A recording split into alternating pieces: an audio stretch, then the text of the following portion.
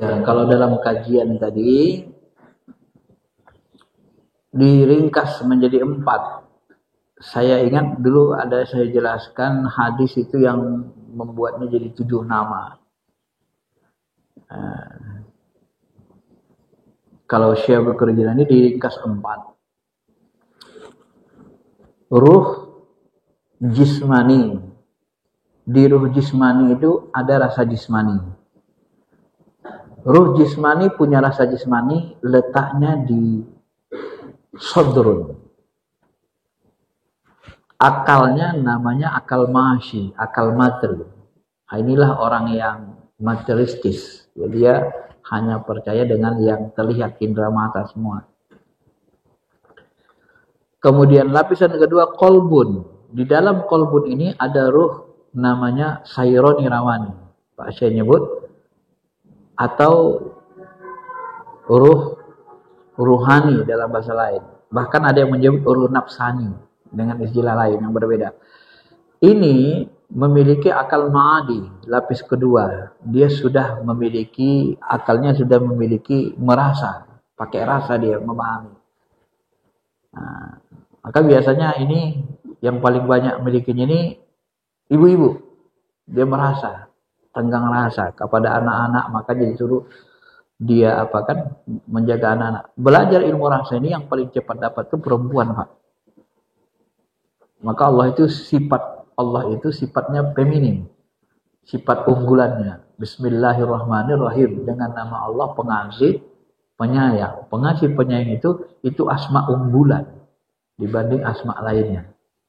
Ya, feminim. Itu tersambung ke alam malakut. Kalau tadi alam nasud ya, alam nyata. Yang ketiga baru namanya fuad. Fuad inilah mata hati. Ini mata hati ini kalau kita setarakan dalam Naqsabandi dengan Pak Syekh, maka dia namanya, kalau di tingkat ruh namanya ruh sultani, kalau dirasa namanya rasa nurani. Rasa nurani ini levelnya Nur Muhammad. Ya. Kalau Bapak berzikir, kalau sampai ke sana, walaupun nanti kita pejam mata gelap, kita berada seperti di alam cahaya. Nah, itu sudah masuk wilayah nurani. Cahayanya terang. Nah, setelah masuk ke Nur Muhammad ini, nurani ini, barulah nanti kita bisa menatap nurjat. Itulah yang disebut dengan ruh Rabbani, itulah yang disebut dengan lubbun, inti ruh. Ini tersambung ke wilayah lahud sebenarnya. Wilayah ketuhanan. Maka nanti untuk melihat zat Allah itu kita harus sampai ke ruh Rabbani. Kadang-kadang dibahasakan Pak Syekh dengan ruh kudusi. Kalau saya memahami kadang disebut juga seperti tiplul ma'ani, bayi maknawi, bayi ruh yang seperti terlahir kembali sudah bersih. Kadang disebut ruh Rabbani ini adalah ruh sifat Tuhan yang diletakkannya dalam diri kita. Wa nafakhtu fihi min ruhi. Jadi ruh Allah, ruh sifatnya, Allah itu kan maha ruh. Ruh sifatnya yang diletakkan di diri kita. Ruh sifatnya yang dipisahkan dari zatnya. Ada yang membahasakan gitu. Ini sebenarnya untuk memudahkan paham saja. Walaupun sebenarnya sifat dan zat tidak terpisah kan. Nah, seolah-olah gitu. Maka dengan sifat itulah kita melihat zat. Dengan ruh Rabbani itulah nanti terlihat zat. Dengan ruh Rabbani itulah nanti kita bisa menyaksikan Allah. Nah, begitu bahasa spiritualnya, radikalnya. Jadi setaranya begitu. Jadi la ilaha illallah itu di alam zahir, syariat, kemudian masuk ke la ilaha illallah baru Allah. Allah ditarikat. Allah, Allah, Allah di kalbu. Allah, Allah, Allah, Allah, Allah. Kalbu. Baru masuk hu di roh. Sebenarnya dia tidak berlapas. Cuma di qadariyah dibantu dengan lisan. Sebenarnya hu itu zikirnya di hu, zikir menyaksikan namanya. Hu. Di hati kita merasa, kita pandang dia. Engkau itu ya Allah. Kaulah itu ya Allah. Jadi kalau musik kita mengajarkan, kita merasa memandang dia, Dia. Cuman bahasa kalbunya engkau itu gitu. Arti tekstualnya dia, tapi artinya dirasa engkau itu ya Allah. Nah, begitu bahasakannya. Baru masuk setelah hu nanti, kalau di sini disebut hak. Masuklah nasaban di haqqoni kan. Hak. Jadi ada 4 lapas di sini. Baru 4 lapas kedua, baru nanti 4 lapas ketiga. Zikir kalau di Qadariyah, di kitab ini ya, diajarkan Pak Asep. Tapi secara umum begitu levelnya. Jadi ruh jismani masukkan ke ruh ruhani, leburkan dia. Ruh ruhani nanti sudah sampai itu, leburkan lagi ke nurani. Setelah ke nurani, leburkan lagi diri kita ke robbani. Nah, disitulah nanti kita bisa menyaksikan Allah. Kalau sudah sampai di sana, kita seperti merasa seperti Tuhan, seperti Allah, tapi bukan Tuhan. Ya, seperti menyatu, karena kita berada di sifatnya. Itulah orang yang anal haq, orang mabuk namanya kan. Kalau Al-Ghazali menyebut mabuk. Ya, orang mabuk kan nggak dosa Pak, akalnya hilang, dia di ruh itu dia. Jadi pikirannya nggak berpikir lagi, dia hanya menikmati itu. Nah, maka sama dengan fana. Di dalam syariat orang yang hilang akal, fana, orang yang mati suri itu tidak berdosa meninggalkan sholat. Kalau dia terus-menerus dalam kondisi fana itu nggak sadar, tiba-tiba udah masuk zuhur, masuk asar, nggak berdosa dia itu, Pak. Karena dia masih lebur. Nanti kalau sudah sadar dia kembali ke diriannya, baru dia kembali. Maka kenapa terjadi seperti Siti Jenar? Ini banyak versi.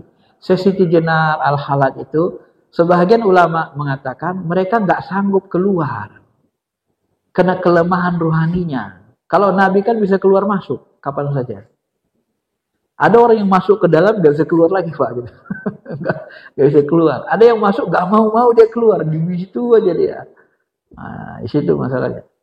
Jadi kalau dia masuk aja ke dalam nggak mau keluar, ininya namanya nakal-nakalnya. Kalau ini nakalnya orang-orang hakikat itu ada nakal-nakalnya juga Pak. Itu nakalnya. Taunya diri dia bukan Allah. Tapi Allah hak katanya juga kan. Nggak mau dia keluar dari rasa itu. Kan wa ma ramaita itu ramaita, bukan kau yang memanah Muhammad, akulah memanah. Bukan kau yang kalian membunuh sahabat, akulah yang bunuh. Ya dia menyaksikan itu aja. Siapa itu Allah itu yang gerakkan. Siapa itu Allah nggak mau dia keluar dari situ. Dipandangnya saja Allah, panah dia, nggak mau dia keluar, dia tetap saja di situ. Nah, itu tidak dibolehkan sebenarnya. Ya. Cuma sebahagian ulama ini ada yang tak sanggup keluar. Bisa jadi Siti Jenar masuk dari situ kan. Makanya waktu dia ngajari murid-muridnya di film itu, kan muridnya nanya, bagaimana maksudnya ini, Syekh katanya. Ya, wa ma ramaita idh ramaita walakinnallaha rama. Maksud ayat itu gimana? Itu manunggaling kaula Gusti. Kan? Kata muridnya, oh iya itu manunggaling kaula Gusti. Nanti saya ajarkan ilmunya. Tapi hati-hati, kalau gagal, katanya. Dia sendiri bilang, kalau gagal, artinya kalau nggak bisa keluar, nanti dihukum secara syariat, dibunuh. Karena aku Allah, aku Tuhan. Kan kita pahami gitu jadinya. Dia sendiri ngomong kayak gitu sebenarnya. Berarti dia kan gagal, nggak bisa keluar dari itu. Mabuk dia kan. Nah, kalau Sunan Kalijaga, Sunan yang lain, mereka bisa keluar. Masuk ke wilayah laut tadi, keluar lagi. Bisa mengkondisikan dirinya. Nah, ya. Dan itu sebenarnya pelajaran buat kita, iktibar, supaya kita memahami, oh orang ini begini ilmunya. Apakah dia sesat? Kalau kita nilai syariat, ya sesat lah. Oh dia bejasat kok, masa Tuhan bejasat begini, ada tangan kakinya, kan gitu kan. Iya. Tapi kalau kita pandang syariat, orang mabuk dia itu, udah tenggelam. Cuman orang tenggelam mabuk, gimana nyadarkannya kan gitu kan. Yang nyadarkannya ya orang yang setara sama dia nanti kan. Makanya Sunan Kalijaga itu kan, ya kalau saya memahami, Ketika Sayyidina Jenar dalam posisi itu, Sunan Kalijaga menyadarkan dia. Cara menyadarkannya gimana?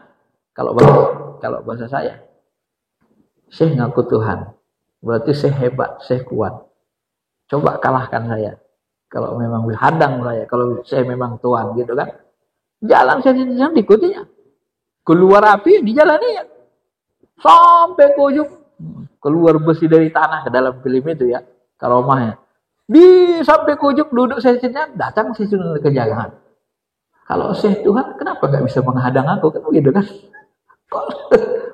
Kok Syekh Tuhan kan bisa menghadang aku? Ini jadi ngaku Tuhan, tapi kok masih sama saja kayak aku aja bisa ngalahkannya. Kan gitu bahasanya kan? Artinya untuk menyadarkannya di situ sebenarnya. Mau disadarkan Sayyidina Jenar.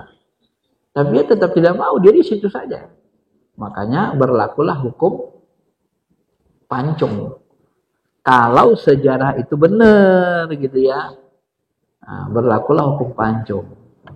Kenapa? Karena dikhawatirkan merusak orang ramai. Merusak syariat. Karena dia suri tauladan ulama. Nanti dicontoh orang bahaya. Tidak boleh syariat dirusak. Syariat itu tetap harus dilaksanakan sebagaimana biasanya. Karena tidak ada yang bisa melampaui ilmu syariat yang dibawa Nabi Muhammad SAW. Tidak boleh. Pak saya didatangi cahaya iblis, tiba-tiba bercahaya. Mulai hari ini engkau kubebaskan dari melaksanakan sholat. Boleh ninggalin sholat. Kolbu Syekh ngomong dalam. Apa ini?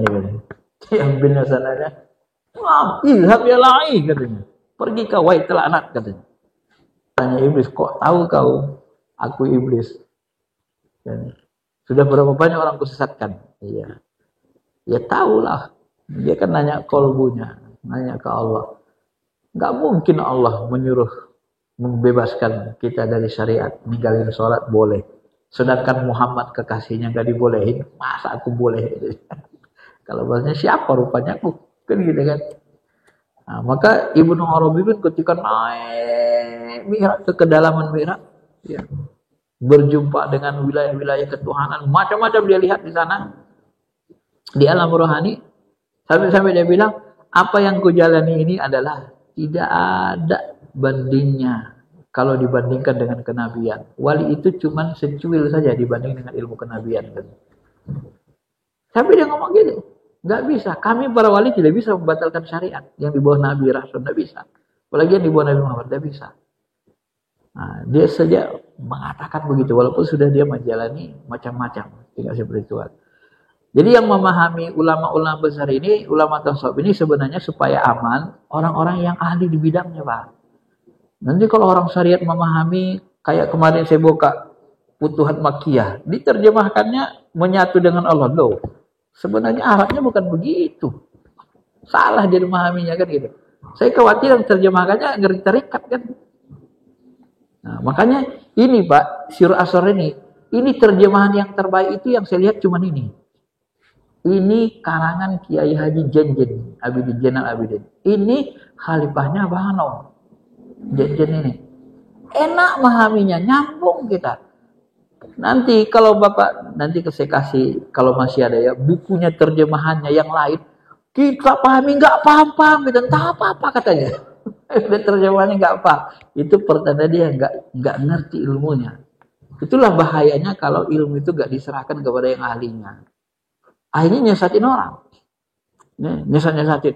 Ibnu Arabi itu wahdatul wujud, mengatakan wujud satu wujud zat dengan wujud manusia. Enggak, mana pernah dia mengatakan itu. Mursyid kita pun mengatakan enggak pernah. Itu orang syariat yang memahami dia, salah gitu. Sehingga diponis dia begitu. Mana pernah Ibnu Arabi mengatakan wujud diri kita sama dengan wujud Allah? Enggak pernah. Menyatu, enggak pernah. Ya terbakarlah kita. Semua teori tasawuf begitu kita panah, udah kebakar, hilang. Yang ada hanya Allah. Bagaimana mau nyatunya?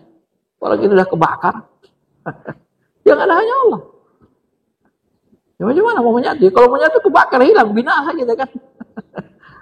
Nah, maka tidak mungkin. Itu bahasa-bahasa orang syariat yang memahami hakikat. Dia tidak menguasainya. Itu yang saya pahami ya. Setelah saya mendalami ilmu tasawuf ini lebih dari 10 tahun. Gitu, Tuan ya. Ya, bisa saja. Karena di dalam kitab Mishkatul Anwar itu disebut. Itu posisinya orang yang seperti itu adalah posisi orang mabuk. Nah, dalam syariat orang mabuk kan hilang akal. Kalau hilang akal ada nggak hukumannya? Nggak ada kan?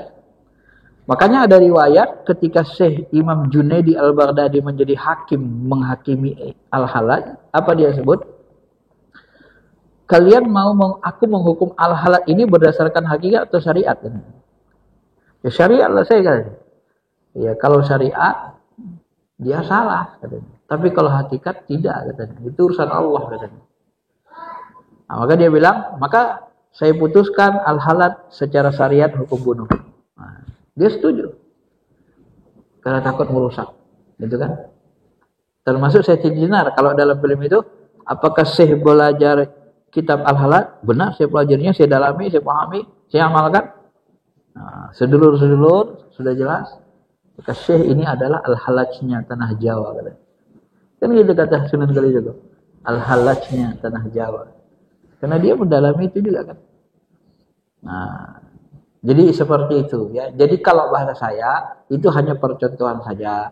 Banyak yang tidak seperti itu ulama ya. Jadi kalau bahasa siapa itu? Syekh Tarikat Tijaniyah. Dia sempat berdoa juga kan, ya Allah jangan gunakan mulutku, tubuhku ini untuk mengatakan hal-hal yang seperti model Al-Halaj, begitulah ya. Jangan gunakan. Dia tak mau digunakan begitu. Dijadikan Allah sebagai gitu ya. Jadi yang lurus-lurus saja gitu. Yang bisa diterima, dicerna akal. Ya begitu Pak ya. Ya, mudah-mudahan bisa dipahami lah ya. Ada lagi? Cukup. Oh, ada satu lagi, silakan Pak.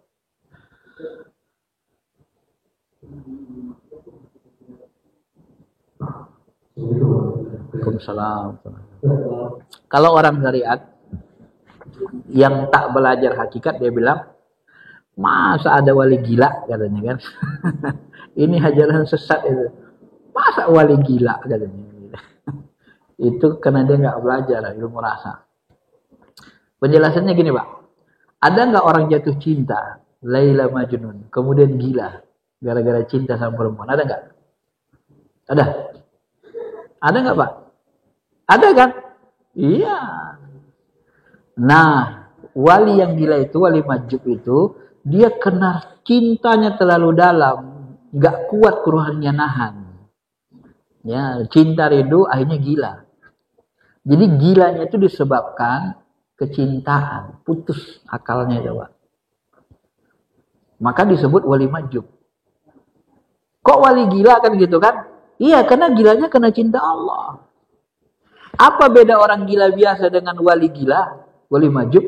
Wali gila kena cinta berat sama Allah, putus akalnya. Kalau orang gila biasa bukan kena cinta Allah. Makanya orang gila biasa gak ada karomahnya. Tapi orang yang gila kena cinta ada karomahnya Pak. Itulah bedanya. Saking cintanya dia kalau Allah. Makanya kayak siapa namanya itu? Siapa namanya yang paling terkenal wali? Hah?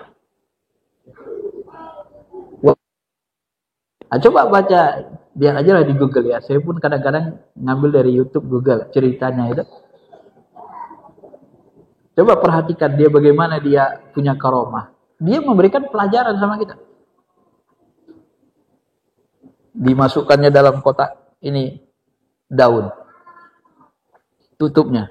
Ini beli Fortuner mobil sana. Katanya sama muridnya. Ya. Jangan buka ya katanya. Ya, padahal isinya daun kan. Jadi bawa muridnya ya patuh aja dibawa. Beli mobil Fortuner ke Toyota. Berapa harganya? Hampir 1 M. Dibuka. Pas uangnya Pak. Nggak berkurang, nggak berlebih. Sampai Toyota dibuka uang pas. Nggak ada kurang, nggak ada lebih. Nah, habis itu banyak Toyotanya pulang. Begitu banyak Toyota pulang, datang Wan Sehat, dembeknya cat. Dirusaknya catnya Pak. Oh ini tuh kan, dirusak-rusaknya gitu. Jangan. Nah, coba pandang pakai kolbu kita. Kenapa begitu tingkahnya coba? Itu sebenarnya Allah mau ngasih pelajaran ke kita lewat dia. Nah, apa maksudnya? Pahami dengan kolbu. Kalian ini banyak yang meninggalkan Allah, banyak yang gak taat sama Allah, banyak durhaka sama Allah. Gara-gara apa? Gara-gara uang ini. Pingin beli mobil, pingin apa. Padahal kalau Allah mau nih, daun ini bisa jadi uang. Kalau Allah mau, nih coba lihat nih. Jadi uang, bisa beli mobil. Dan Fortuner ini dunia, nggak ada apa-apanya. Udah dapat cuy ini. Nah, nggak ada gunanya ini, kucoret-coret ini. Nggak ada harganya sebenarnya ini.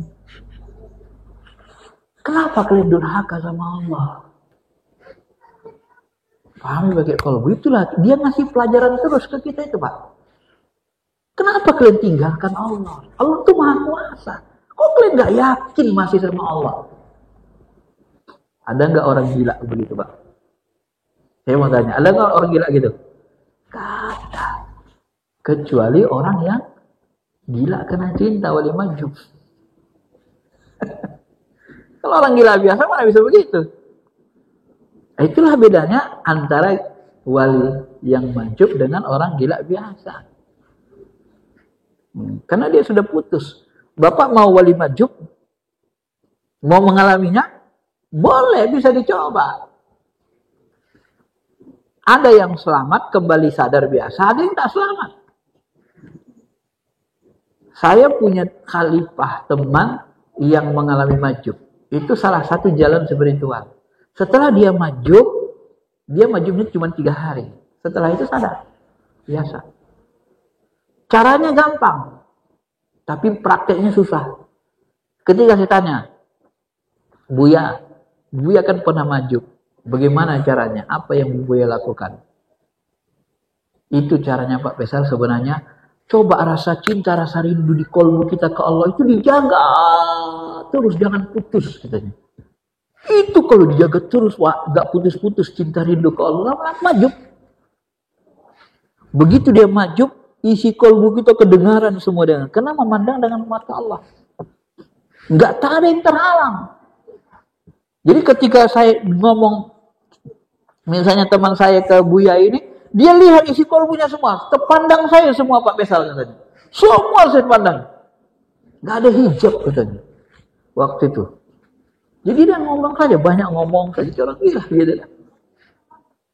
Dibongkarnya hati kita semua. Ya kayak orang gila Pak. Semua dibongkarnya. Gak dibongkarnya juga kan kayak wanita itu lah. Tapi caranya itu katanya. Nah sudah berhasil, sudah 3 hari. Baru sadar lagi. Hilang majubnya. Orangnya masih hidup Pak. Masih ada di WA ini di grup. Saya tanya langsung. Kok Buya mengalami itu apa dulu amalannya? Amalannya itu Pak Faisal. Nah dari situlah. Makanya saya sebut tadi. Ini Pak ilmunya ilmu rasa. Dialami, dipraktekkan. Baru kita paham. Oh. Kalau tak ngalami, macam mana kita mau paham? Akhirnya fitnah aja yang muncul kan. Masa wali gila katanya. Kan fitnah sama dia tuh Pak. Fitnah aja. Masa durian itu enak katanya. Coba kau makan durian tuh, lihat kulitnya berduri semua. Berani kau makannya tuh? Nah kan gitu maksudnya kan. Bunuhnya itu katanya. Enggak dilihatnya dalamnya, enggak dirasanya. Coba buka dulu, lihat dalamnya. Baru tahu kan gitu. Kalau lihat luarnya ketakutan lah.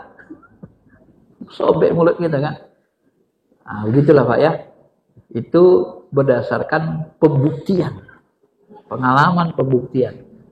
Baru kita ketemu dengan ilmunya ya. Baik. Ada satu lagi, silakan. Saya sih nggak apa-apa nih sampai tengah 7 pun nggak apa-apa karena saya men-share ilmu.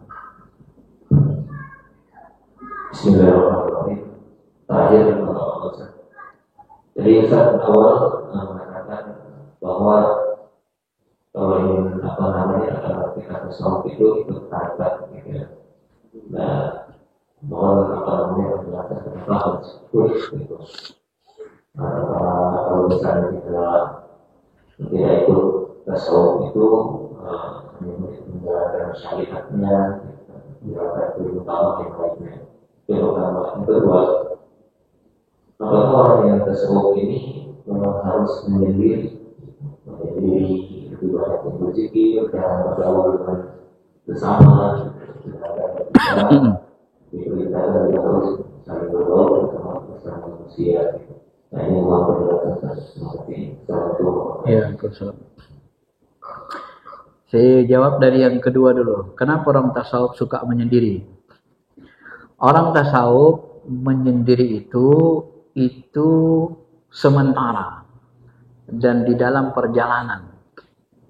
Kenapa Nabi ke Gua Hira? Dan kapan itu dilakukan? Sebelum diangkat jadi rasul. Menyendiri. Sebab Nabi dan Rasul, kalau hatinya tidak bersih, kemudian dia jadi pendakwah, namanya hatinya nggak bersih, Pak. Maka dia akan merusak. Ngomongnya pun bisa menyesatkan. Maka untuk jadi pendakwah itu bersihkan dulu kalbunya. Untuk jadi nabi rasul itu bersih dulu dia, Pak. Kalau sudah bersih baru. Bagaimana bersihkan hati? Cara yang paling cepat bersihkan hati, hilangkan dunia dari diri kita, yang ada hanya Allah. Bagaimana menghilangkan dunia dari diri kita, yang ada hanya Allah? Suluk, menyendiri. Jadi mendiri itu untuk latihan, untuk waktu tertentu, untuk bersihkan hati. Setelah berhasil, baru turun ke lapangan. Tak bisa saya Ustaz, tak sempat. Menyendiri 2,5 jam setiap hari. Setelah itu bergaul. Tak boleh menyendiri selamanya. Karena ujilah itu memang harus dilakukan untuk melatih. Kalau Bapak mengosongkan hati dari selain Allah sementara banyak bergaul sama manusia, nggak kuat Bapak.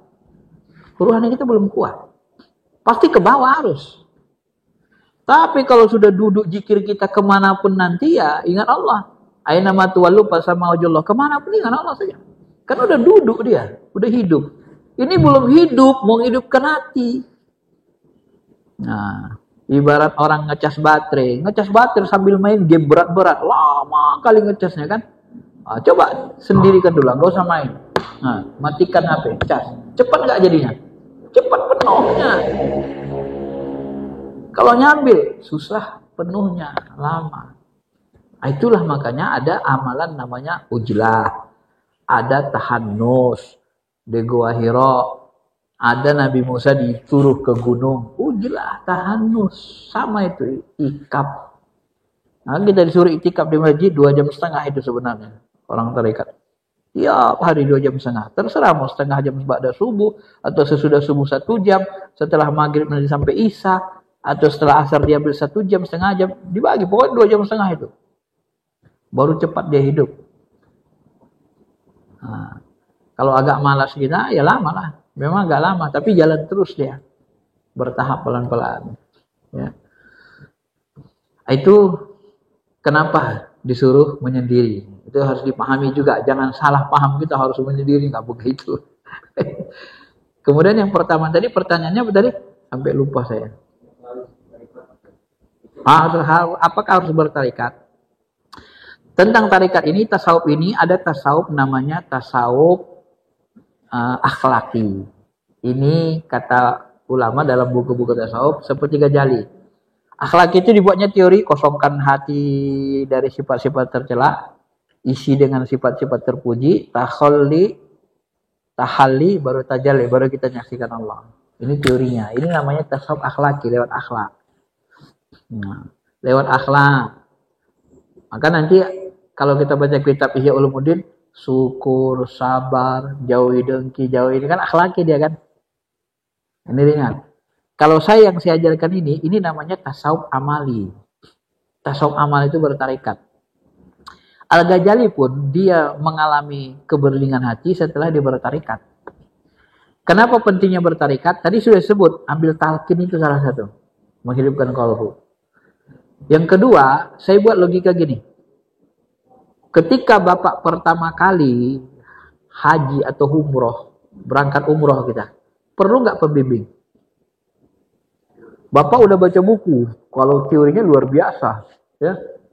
Ihram, tawaf, sa'i, pokoknya udah hafal betul lah ini, sama doa-doanya. Doa tawaf 1, 2, 3 pun hafal. Begitu sampai ke sana, berangkat sendiri, bingung nggak?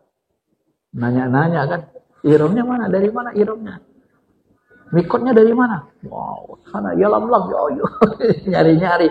Kesana nih apa? Kan gitu kan? Coba ada motoibnya.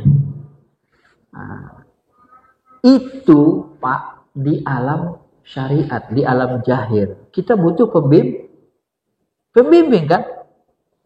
Kita belum kenal Allah, Allah Maha Gaib. Kira-kira kalau nggak ada pembimbing gimana susahnya? Susah kan? Susah dan lama. Susah dan lama. Tapi kalau dia bimbing, wah. Kalau mursyidnya bisa langsung praktek membimbing rasa, saya minta. Tuan, coba lihatkan saya, hadirati ke Allah. Udah pas nggak ini Tuan? Nah, ini Allah Tuan. Saya berhadapan dengan Allah. Pas nggak Tuan? Ya begitu pas. Kalau belum pas, jangan begitu. Haruskan lagi katanya. Nah, itu dia, satukan rasa kita dengan rasa dia. Dibimbingnya hati rasa itu. Ya. Jadi mursyid itu nanti seperti ya namanya mursyid kan pembimbing, dia membimbing, diarahkannya kita ini loh. Ini dia ini Allah. Begini cara berhadapan dengan Allah. Sampai begitu. Tapi tidak semua mursyid mengajarkan begitu. Tapi kalau mampu saya minta. Semua mursyid yang sanggup begitu saya minta. Beberapa murid saya mengajarkan begitu, sanggup, saya minta. Coba lihat cara zikir saya, sudah benar enggak? Jadi begitu, dibimbing langsung. Nah, setelah kita sudah tahu rasanya, oh begini rasa berhadapan dengan Allah. Oh ini rupanya rasanya enak durian tuh. Enak lah. Kita kenali dia kalau durian yang enak tuh begini, kulitnya begini-begini. Nah, kan enak kenalinya. Pas beli durian kita kan tahu kita. Nah, kita pun dah kenali, oh begini rasa sholat khusyuk itu enak. Oh ngadap Allah, ya ibadah ya Allah, ya Allah, ya Allah. Gitu. Terasa nikmat. Jadi itulah yang kita praktekkan sehingga kita nanti ibadah terus itu terasah ruhani kita itu. Diasahnya semakin tajam, semakin dekat. Yang dulu kita sebut muncul rasa dekat sama Allah. Setelah muncul rasa dekat, muncul rasa cinta. Muncul rasa cinta, baru panah. Kan itu kan? Apanya? Jenjangnya dalam hadis kursi. Taqarrub ilayya. Setelah taqarrub hatta uhibbah, sampai aku mencintainya. Setelah uhibbah, kuntu sam'ahu alladhi yasma'u bi. Jadilah aku pendengarannya yang dia gunakan untuk mendengar. Panah. Tunduk, khusyuk, panah. Itu tahapan. Nah, kalau bisa melakukan sendiri, ya coba saja. Pengalaman saya, ya pernah saya ngamalin sendiri, sudah pernah. Malas saya masuk tarikat. Kadang dulu saya lihat tarikannya agak ada aneh-anehnya dikit, nggak mau saya ikut syariat saja gitu kan. Saya amalkan diri. Dapat juga, tapi beda cepatnya dan beda nikmatnya. Dan karena ada guru itu, bersama guru kita berjemaah secara rohani. Itu aja bedanya salah satunya nikmat itu.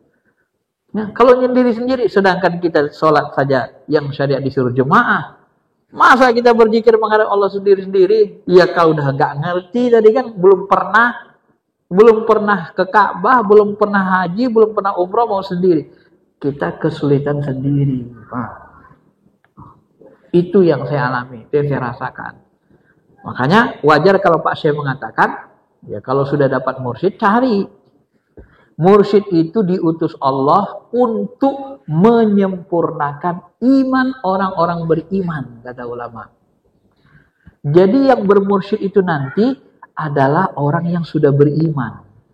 Yakin dia sama Allah, beriman. Kalau masih Islam, masih takut-takut tuh Pak. Nah, dia maunya sederhana-sederhana aja dulu. Tapi kalau sudah beriman, ada keinginan mencari Tuhan, mengenai Allah lebih dalam, insya Allah maulah itu. Makanya dakwah dalam tarikat ini tidak ada maksa-maksa. Susah. Kenapa? Kalau jemaah tabligh kan diajak kita dirangkul gitu kan. Karena syariat, kelihatan. Kalau dakwah dalam tarikat tasawuf ini Pak, ini kolbu ke kolbu. Hanya orang-orang yang tersentuh yang mau mencari Tuhan, yang dipanggil Tuhan nanti yang mau ikut itu. Istiqomah. Kalau tak dapat panggilan kayak haji, itu susah. Dia panggilan Allah itu, panggilan dari kolbu kita. Ya. Makanya kawan-kawan saya yang istiqomah sampai sekarang dari 2000 berapa? 2004 ini saya di Jakarta dulu belajar, 2006. Yang istiqomah sampai sekarang 2024 itu orangnya rata-rata yang mencari Tuhan, Pak. Yang nyari Tuhan dulu lama, nyari Tuhan gitu kan. Baru ketemu guru. Ada yang nyari mursyid lama 10 tahun baru ketemu mursyid. Ada yang istiqomah sih, itu orang-orang yang istiqomah yang begitu. Yang mereka mencari. Tapi kalau yang mau istilahnya nyoba-nyoba, mau tahu, itu kadang nggak istiqomah dia. Nanti belum dapat rasanya, nggak ada rasanya, zikir di rumah aja lah, malas. Karena belum dapat dia rasanya. Nah, tapi kalau sudah dapat dia rasa, dia terasa nikmat berjemaah. Nah, maka jemaah saya yang mau tarikat, ikut jikir tarikat, saya suruh. Setiap hari Ahad gini nanti jam 10 sampai jam 12 di Pondok Indah itu. Silakan ikut aja. Nah, situ dibimbing. Nanti kalau kadang ada mursyidnya, kalau nggak ada mursyidnya, khalifahnya nanti. Ikutin aja. Nanti terasa nikmat zikir itu. Tapi ya tidak instan lah. Masa satu hari langsung dapat. Ya, udah bayar dulu nanti. Ikutin aja. Kalau rajin kita ngamalkan di rumah, zikir itu cepat dapatnya. Sebulan nanti sudah mulai terasa nikmat dia. Ya seperti jamaah saya itu kan 2 bulan dia kok terasa enak ya baca tahlil ini ya, nggak kayak dulu. Dulu biasa aja. Ada terasa nikmat di dalam, Pak. La ilaha illallah, la ilaha illallah. Waktu kita di Padang itu, Solo pertemuan ulama tarekat, ada mursyid Naqsabandi kecil-kecil orangnya. Ya, setelah habis acara dia berdoa dia Pak hampir 1 jam menangis. 1 jam itu hampir itu nangis saja ya Pak, nggak berhenti air matanya. Lembutnya kalbunya itu ya Allah. Itu mursyid Naqsabandi udah meninggal orangnya dari kecil. Cobalah cari orang yang berdoa hampir 1 jam nangis terus, kan susah nyari gitu Pak. Jadi nangis terus, nggak kuat dia nangis aja dia terus nangis. Nah, saking lembutnya kalbunya itu. Berdoa menghadap Allah Subhanahu wa taala. Nah, dan saya pun ya otomatis ikut nangis lah. Kalau mungkin air mata kita hampir 1 gelas juga kan kalau ditampung karena kelamaan nangis kan. Nah, baik Pak gitu Pak ya. Ya mudah-mudahan bisa dipahami. Ya terserah kalau mau sendiri amalin sunnah-sunnah Nabi, baca istighfar banyak, sholawat supaya dekat dengan Nabi SAW. Tapi biasanya lebih lama dia karena tidak ada yang membimbing. Ya, kita masih meraba-raba lah. Kalau masih ragu silakan, tidak ada masalah. Tapi kalau sudah betul-betul keinginan sungguh, cari mursyid ikut. Insya Allah nanti akan lebih cepat berdasarkan pengalaman-pengalaman kita. Terima kasih. Assalamualaikum warahmatullahi wabarakatuh.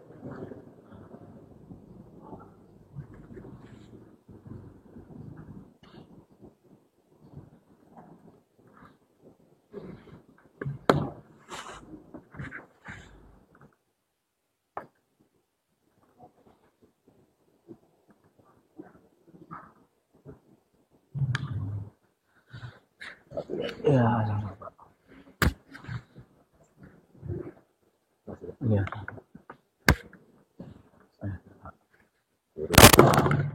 Guru saya cucunya Abah Hanom. Oh gitu.